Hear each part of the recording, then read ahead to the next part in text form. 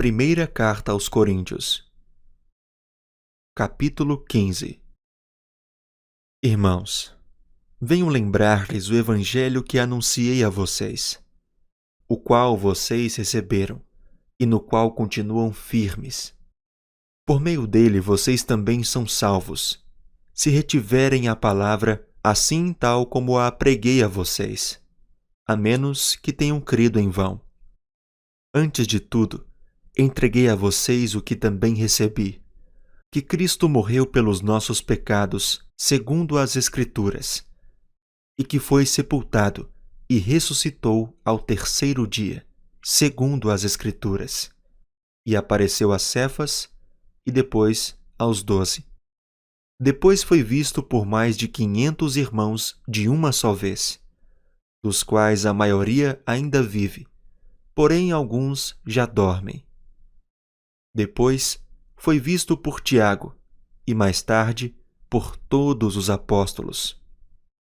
Por último, depois de todos, foi visto também por mim, como por um nascido fora de tempo, porque sou o menor dos apóstolos, e nem mesmo sou digno de ser chamado apóstolo, pois persegui a igreja de Deus.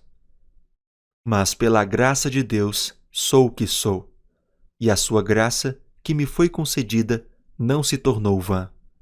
Pelo contrário, trabalhei muito mais do que todos eles.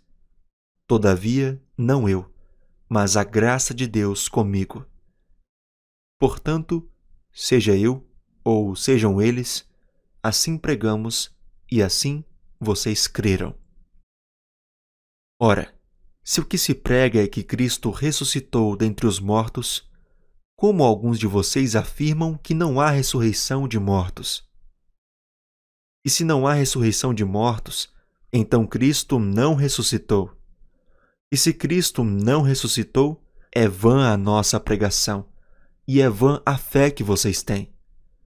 Além disso, somos tidos por falsas testemunhas de Deus, porque temos testemunhado contra Deus que ele ressuscitou a Cristo, ao qual ele não ressuscitou, se é certo que os mortos não ressuscitam. Porque se os mortos não ressuscitam, também Cristo não ressuscitou. E se Cristo não ressuscitou, é vã a fé que vocês têm, e vocês ainda permanecem nos seus pecados. E ainda mais, os que adormeceram em Cristo estão perdidos. Se a nossa esperança em Cristo se limita apenas a esta vida, somos as pessoas mais infelizes deste mundo. Mas, de fato, Cristo ressuscitou dentre os mortos, sendo ele as primícias dos que dormem. Visto que a morte veio por um homem, também por um homem veio a ressurreição dos mortos. Porque assim como em Adão todos morrem, assim também todos serão vivificados em Cristo. Cada um, porém, na sua ordem. Cristo, as primícias, depois os que são de Cristo na sua vinda. E então virá o fim, quando ele entregar o reino ao Deus e Pai, quando houver destruído todo principado, bem como toda potestade e poder. Porque é necessário que ele reine até que tenha posto todos os inimigos debaixo dos seus pés. O último inimigo a ser destruído é a morte. Porque ele sujeitou todas as coisas debaixo dos seus pés. E quando diz que todas as coisas lhe estão sujeitas, certamente exclui aquele que tudo lhe sujeitou. Quando, porém, todas as coisas lhe estiverem sujeitas, então o próprio Filho também se sujeitará àquele que todas as coisas lhe sujeitou, para que Deus seja tudo em todos. De outra maneira, que farão os que se batizam por causa dos mortos? Se de fato os mortos não ressuscitam, por que se batizam por causa deles? E por que também nós nos expomos a perigos a toda hora? Dia após dia morro.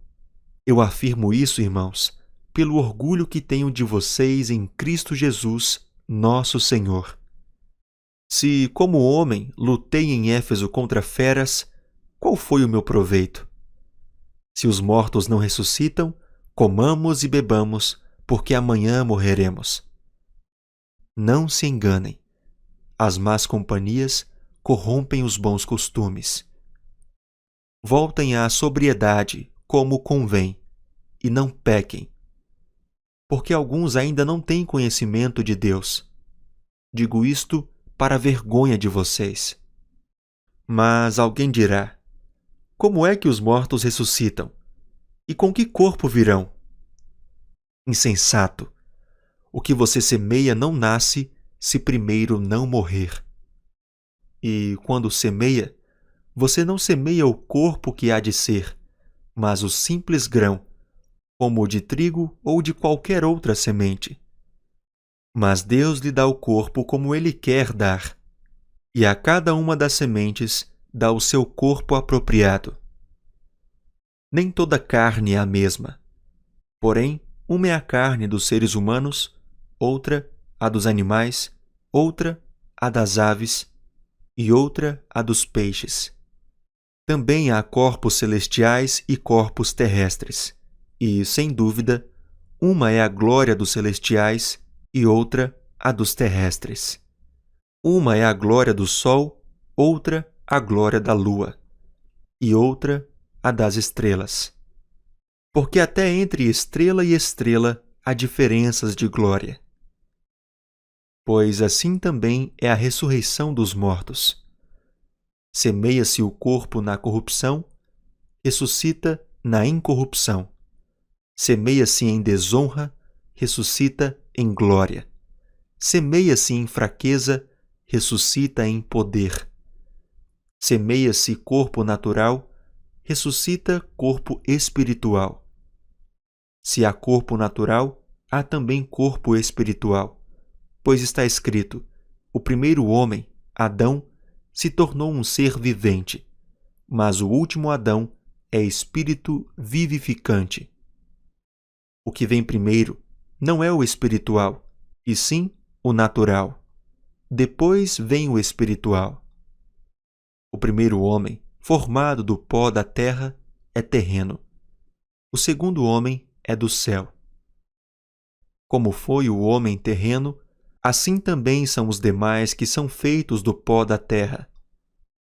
E como é o homem celestial, assim também são os celestiais. E assim como trouxemos a imagem do homem terreno, traremos também a imagem do homem celestial. Com isto, quero dizer, irmãos, que a carne e o sangue não podem herdar o reino de Deus, nem a corrupção herdar a incorrupção. Eis que vou lhes revelar um mistério.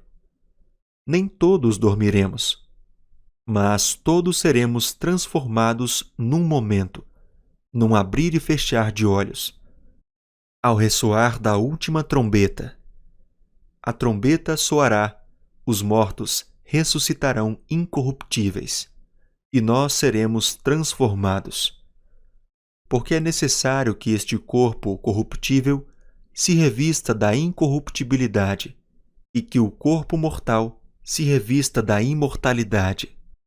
E quando este corpo corruptível se revestir de incorruptibilidade, e o que é mortal se revestir de imortalidade, então se cumprirá a palavra que está escrita: tragada foi a morte pela vitória. Onde está, ó morte, o seu aguilhão? O aguilhão da morte é o pecado, e a força do pecado é a lei. Graças a Deus, que nos dá vitória por meio de nosso Senhor Jesus Cristo. Portanto, meus irmãos, sejam firmes, inabaláveis e sempre abundantes na obra do Senhor, sabendo que no Senhor o trabalho de vocês não é vão.